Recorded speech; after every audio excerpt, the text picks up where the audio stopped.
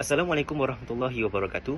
We are from Group 35, P.I.T, Process Integration Team.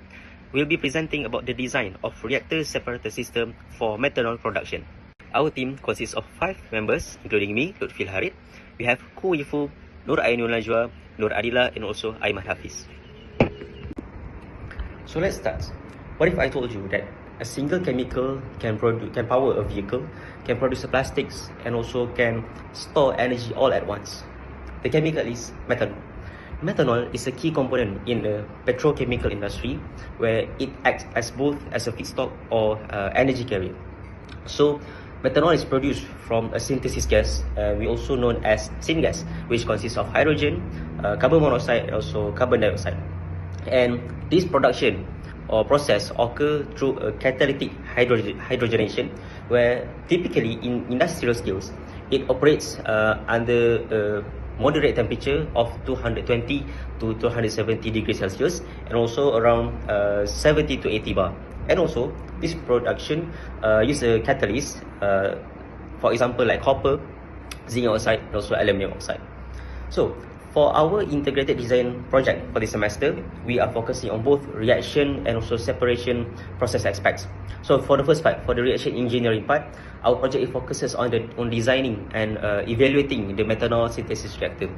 We also aim to select the best or the most suitable production route and understand the reaction kinetics and also perform the material balance using the best or the most suitable reactor, PBR or PFR. And for the next part, on the separation process part, we are addressing on the purification. So we know that the output from the reactor consists of methanol mixed with water and unreacted gases and any other impurities. So to meet the industrial scale, we must achieve more than 99.5% of purity. And for this project, instead of focusing on conventional distillation process, we are proposing an adsorption-based separation method, which is more energy efficient. So next, our team members will explain a step-by-step process on how we selected the best or the most suitable production route and all the calculations that we did to make sure that we achieve the 99.5% purity of methanol. Hi everyone, in this session so I'll be present on the why do we choose the conventional syngas-based method as our main methanol production route as compared to the CO2-based route that is integrated with hydrogen generation. So first, in terms of the feedstock availability, the syngas route is actually primarily relies on the natural gas, which is widely available and so cost-effective, and it is supported by existing infrastructure. But on the other hand, the CO2-based route requires a large and continuous supply of green hydrogen, which is generated via electrolysis. It remains more significant, expensive, and also poses some logistical challenge, making this route less economically viable at this moment.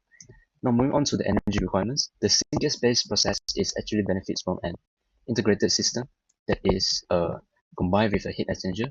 So the SMR process, which is known as the steam methane reforming, is actually highly endothermic, while the methanol synthesis is exothermic process. So when we integrate these two systems, we allow the heat to recover and reuse within the plant. This results in lower overall energy consumption. In comparison, the CO2-based route actually requires more hydrogen and produce more water, so increasing both energy demand and also the separation cost.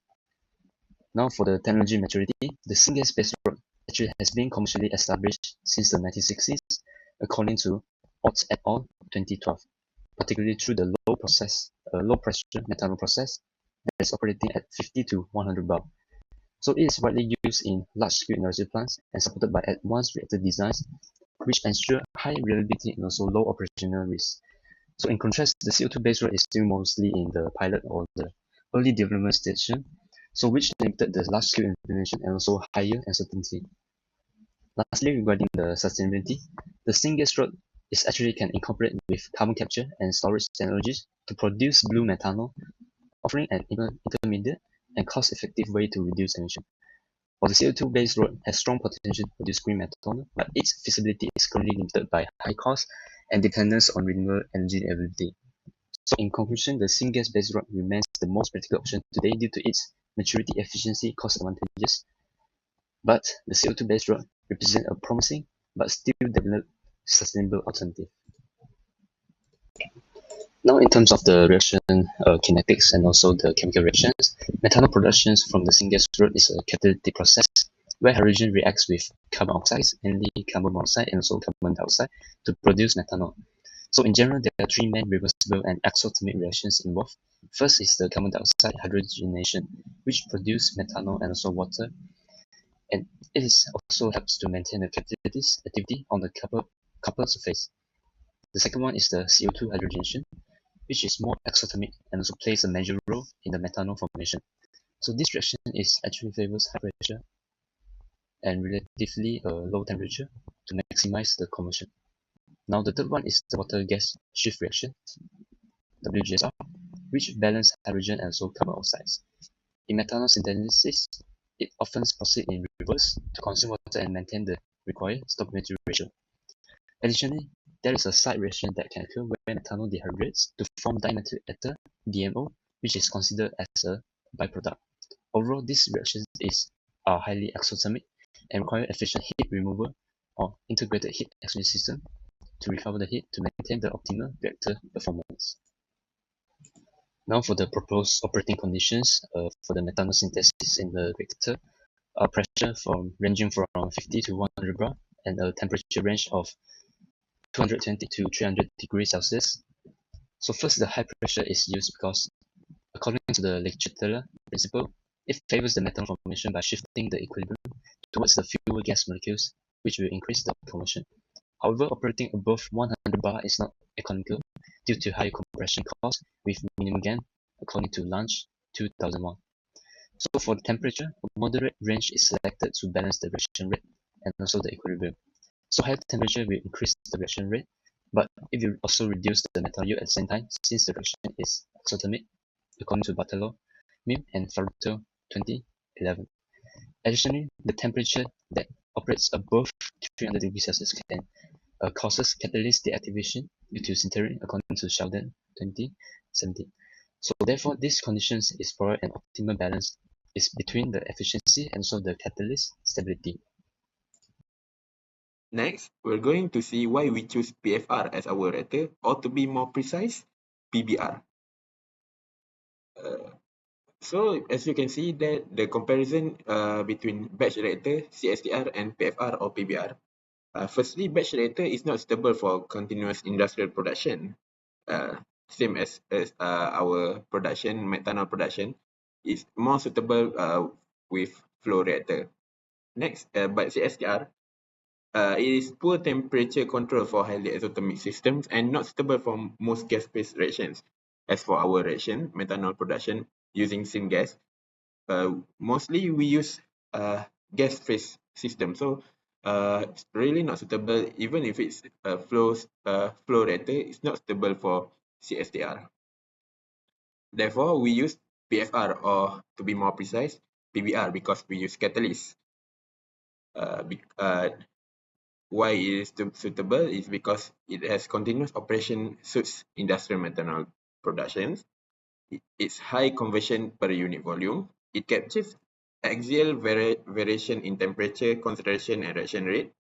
It also well suited for heterogeneous catalytic reactions, which is the same as our reaction for methanol production. Next, we're going to see how to justify our reactor sizing.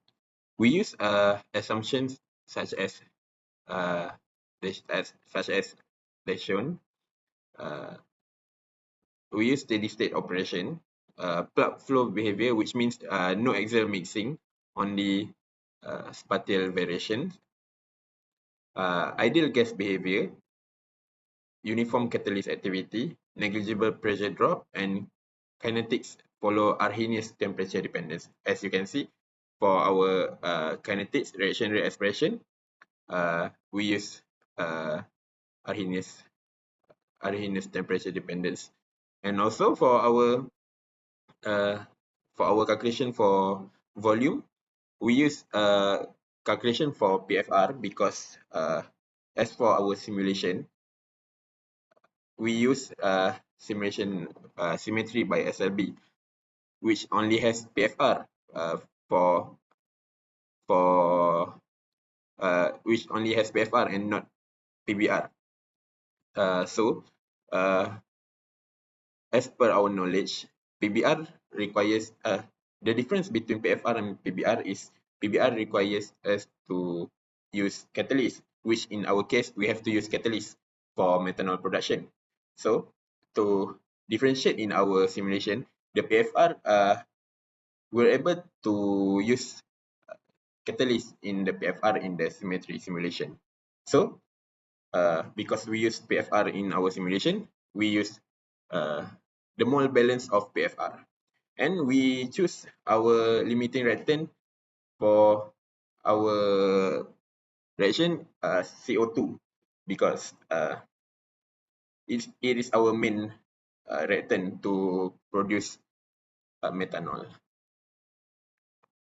So to calculate our reactor size, we use the geometric method, whereas we follow the length and diameter given by our simulation. Therefore, as you can see, we got a volume of 0.003 meter cube as shown in our report of our simulations. And in conclusion, the small reactor volume of 0.003 meter cube is justified by the high operating temperature and pressure, which significantly enhance reaction kinetics. The use of an active cuprum zinc oxide and aluminum oxide catalyst allows the desired conversion to be achieved within a short residence time. As the system represents a pilot scale or modular reactor, a compact reactor volume is sufficient and technically reasonable. Now, I will explain the separation process in methanol production, focusing on the species involved, reactions, and the purification step. Methanol is produced through hydrogenation and water gas shift reactions. The main reactions are carbon monoxide reacts with hydrogen to form methanol, carbon dioxide reacts with hydrogen to form methanol and water, and lastly, carbon monoxide reacts with water to produce carbon dioxide and hydrogens. The system contains several species including hydrogen, carbon monoxide, carbon dioxide, methanol, water, and methane. For the species concentration, from the data, hydrogen has the highest concentration, followed by methanol, while carbon dioxide, water, and methane are present in a smaller amounts. To calculate the concentration, we assume all gases behave as an ideal gas and use the ideal gas law, which is PV equals to nRT. From this, concentration can be determined using C equals to YP over RT. Purification process overview. To achieve high-quality methanol, a multi-stage separation process is used. The step 1, flash separator. The first stage is flash separator, which performs bulk separation based on the volatility differences. It operates at high pressure and temperature, like gases like hydrogen, carbon monoxide, carbon dioxide, and methane leave as a vapor, while methanol and water remain as liquid. This step reduces impurities before further purification. Next is the adsorption column using zeolite adsorbent. It removes remaining impurities such as carbon monoxide, carbon dioxide, hydrogen, methane, and water vapor. The process works by trapping impurities in the pores of the adsorbent. The output is high purity methanol and a separate water stream that can be recycled. The next step is PSA regeneration. The adsorbent is then regenerated using the pressure swing adsorption, which is PSA. It operates at low pressure and moderate temperature, removes trapped impurities, and restores adsorbent efficiency. This step allows continuous operation and reduces operating costs. The last one, the final step, is fine filtration. It removes particle, adsorbent fines, and any remaining contaminants. Ensures the product quality. At this stage, methanol purity reaches about 99.9%. For this process, we selected zeolite molecule sieves, specifically 3A and 4A as the adsorbent. This is because zeolite is highly selective toward polar molecules like water and CO2. If we compare with other adsorbent, activated carbon is not suitable since it can also absorb methanol, which will reduce our product purity. Silica gel can remove water, but it is less stable during repeated high temperature regeneration. So, zeolite perform better due to its uniform pore size and strong interaction, allowing water to be absorbed while methanol is mostly rejected.